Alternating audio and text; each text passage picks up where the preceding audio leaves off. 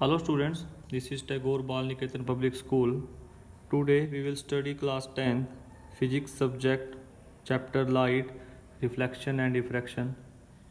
In last topic we have simplified some numericals of reflection by the spherical mirrors. So today our next topic is refraction of light. हमें refraction पढ़ना है. Refraction क्या होती है light की, देखिए. तो लाइट की रिफ्रैक्शन पढ़ने से पहले हमें मीडियम के बारे में बात करनी पड़ेगी. मैं आपको थोड़ा सा मीडियम के बारे में बता देता हूँ. मीडियम जो हैं वो दो तरह के होते हैं.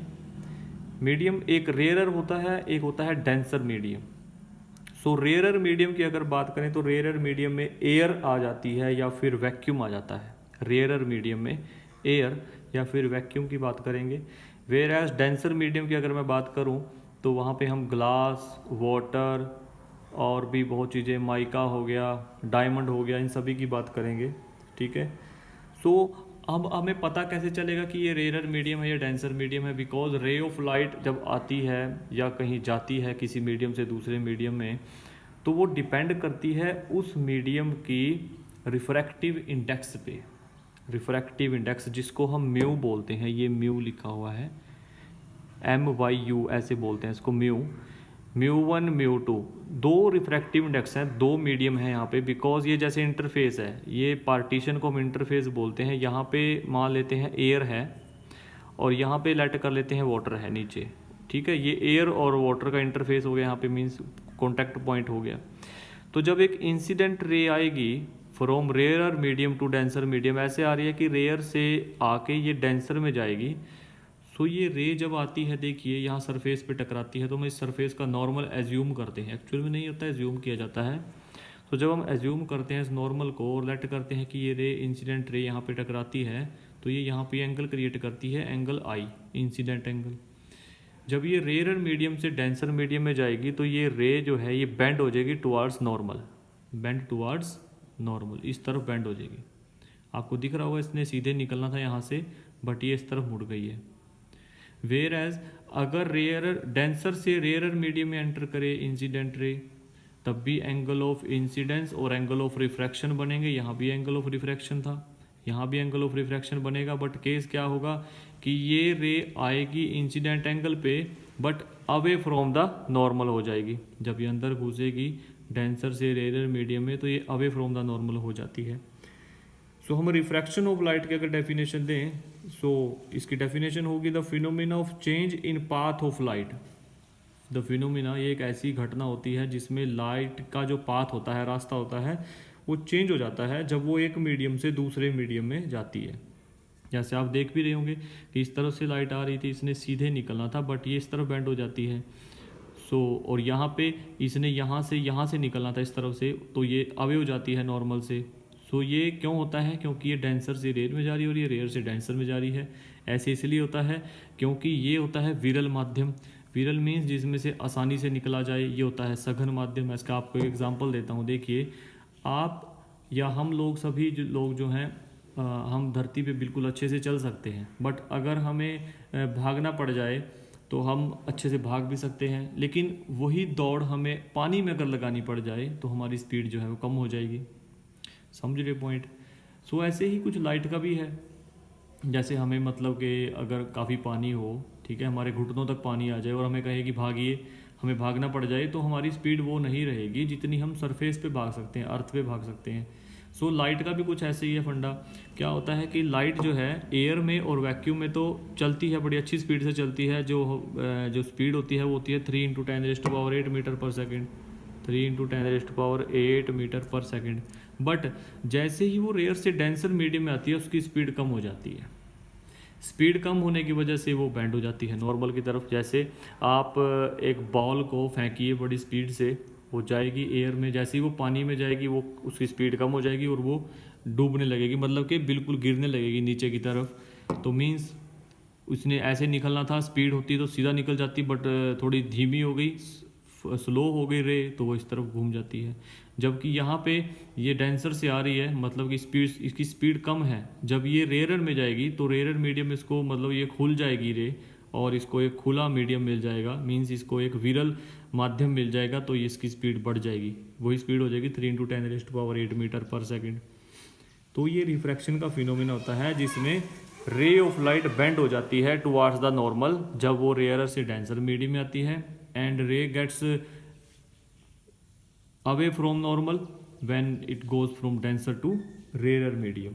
कॉज क्या है? कॉज के लिए हम यही लिखेंगे कि refraction of light takes place because velocity of light changes when light travels from one medium to another medium. जब एक मीडियम से दूसरे मीडियम में लाइट एंटर करेगी सो वेलोसिटी में चेंज आता है, जिसके चेंज आने से ये लाइट रे बेंड हो जाती है। सो वो बेंड डिपेंड करती है कि वो डेंसर से रेयर में जा रही है या रेयरर से डेंसर में जा रही है। इसकी आप प्रैक्टिकल एप्लीकेशन भी डेली लाइफ में दे सकते हो। जैसे मान लीजिए एक टैंक में पानी का भरा हुआ है, उसमें हम सिक्का गिरा देते हैं तो वो हमें उठा हुआ दिखाई देता है सरफेस से, या फिर हम एक कांच के गिलास में पेंसिल या पेन को डुबो दें तो वो हमें बेंड हुआ दिखाई देता है, टूटा हुआ दिखाई देता है बीच में से। ये सारे रिफ्रैक्शन के फिनोमिना है। नेक्स्ट पार्ट में हम इनको अच्छे से डिस्क्राइब करेंगे, इसकी जितनी भी एप्लीकेशन है। आज के लिए हम इसके लॉज पढ़ते हैं। रिफ्रैक्शन के लॉ क्या है वो देखिए। तो लॉ ऑफ रिफ्रैक्शन में फर्स्ट लॉ होता है, फर्स्ट लॉ तो वैसी है जैसे रिफ्लेक्शन में था कि इंसिडेंट रे और रिफ्रैक्टेड रे और ये जो नॉर्मल होता है all lie in same plane. The incident ray, refracted ray and the normal to the surface, जो दो मीडियम को अलग अलग बांट रहा है, तो ये सभी एक ही प्लेन में लाई करेंगे। प्लेन तो आप समझते हो, जैसे ये plane of sheet of paper की शीट है, जैसे ऐसे सिंपल एक प्लेन हो गया। सेकंड लॉ क्या है इसका? देखिए सेकंड लॉ इंपॉर्टेंट भी है, जिसको हम स्नेल्स लॉ भी बोलते हैं। स्नेल्स लॉ ये क्या कहता है? देखिए जो इंसिडेंट एंगल है आई, इसका साइन ले लीजिए, sine of incident angle to the sine of refracted angle, means the ratio of incident angle, ratio of sine of incident angle to the sine of refracted angle is a constant. ये दोनों का pair क्या आता है? Constant आता है, जिसको हम म्यू बोलते हैं। म्यू, ये म्यू को अगर मैं इससे डिनोट करूं, यहाँ से देखिए μ2 और μ1 से, तो ये μ1 से μ2 में जा रही है तो इसके लिए होगा 1 μ2। 1 से 2 में जा रही है, 1 ऊपर लिखेंगे 2 नीचे लिखेंगे, sine i by sine r. और जब इसको ओपन करेंगे तो ये आएगा μ2 बाय μ1, μ2 बाय μ1। कई बुक्स में आपको सिंपल जस्ट म्यू लिखा होगा, ठीक है। बाकी अगर थोड़ा अच्छे से हम डिस्क्राइब करें तो 1 μ2 लिखना ज़्यादा ठीक रहेगा, क्योंकि ये 1 से 2 की तरफ आ रही है तो 1 ऊपर 2 नीचे। ओपन करेंगे तो ये μ2 ऊपर आएगा, μ1 नीचे आएगा। इस रेशो को ऐसे ओपन करते हैं, ठीक है।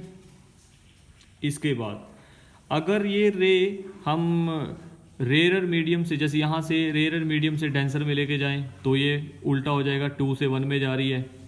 2 से 1 में जा रही है तो क्या होगा, यहाँ पे 2 आएगा और यहाँ पे 1 आएगा। इसको ओपन करेंगे तो μ1 बाई μ2 हो जाएगा। क्लियर है पॉइंट? जिस तरफ से रे जाती है उसको फिर इंसिडेंट एंगल लेंगे और जिस तरफ निकलती है उसको हम रिफ्रैक्टेड एंगल लेंगे। सो ये कुछ कॉज हैं जो रिफ्रैक्टिव इंडेक्स को जस्ट कंडीशनली शो करते हैं, ठीक है। एक्चुअल में इस लॉ को स्नेल्स लॉ इसलिए बोलते हैं क्योंकि इस लॉ को दिया था विल्ब्रॉड स्नेल ने, एक प्रोफेसर थे, ठीक है, विल्ब्रॉड स्नेल, उन्होंने इस लॉ को दिया था, इसलिए इसको स्नेल्स लॉ बोलते हैं। ये रिफ्रैक्टिव इंडेक्स का स्नेल्स लॉ है जो रिफ्रैक्शन पे बेस्ड होता है। So this is an important topic. So इस टॉपिक को आप पढ़िए, अपनी बुक से तैयार कीजिए, नोट्स क्रिएट कीजिए इसके। नेक्स्ट टॉपिक में हम इसके कुछ और पार्ट करेंगे। इसका रिलेशन क्या होता है, म्यू का वेलोसिटी के साथ क्या रिलेशन होता है, रिफ्रैक्टिव इंडेक्स जो है अलग अलग मीडियम में वो कितना आएगा, तो ये सभी बातें करेंगे। ओके, तब तक के लिए आप रिफ्रैक्शन ऑफ लाइट को रेयरर से डेंसर में जाती है तो उसकी डेफिनेशन, डेंसर से रेयर में जाती है उसकी डेफिनेशन, ये आप लर्न करेंगे। साथ में first law of refraction, first law of refraction क्या कहता है कि incident ray, refracted ray and normal to the surface separating the two medium are lie in same plane. And second law जिसको हम स्नेल्स लॉ भी बोलते हैं, the ratio of sine of the incident angle i to the sine of refracted angle r is constant for a pair of two medium, means sin i by sin r is equal to constant, जिसको हम mu बोलते हैं। ये mu 1 से 2 में जब जाएगा तो मीन्स ये रेयरर से डेंसर में जा रही है, मीन्स μ1 रिफ्रैक्टिव इंडेक्स से μ2 वाले रिफ्रैक्टिव इंडेक्स में जा रही है। ओपन करने के लिए इसको μ2/μ1 लिखेंगे। अगर ये उल्टा हुआ μ2 से μ1 में जाए मीन्स डेंसर से रेयर मीडियम में जाए, या इस तरफ का लगा लो कि रेयर से डेंसर में जाए। हम रिफ्रैक्टिव इंडेक्स को कैसे भी डिनोट कर सकते हैं, μ1 μ2, ये कम ज़्यादा भी हो सकते हैं, एक दूसरे से बड़ी छोटी भी हो सकती हैं, वो डिपेंड करेगा कि रेयर कौन सा है डेंसर कौन सा है, उसकी नेक्स्ट लेक्चर में हम बात करते हैं। ठीक है, तो ये आप इसके नोट्स क्रिएट करोगे। Okay, thank you.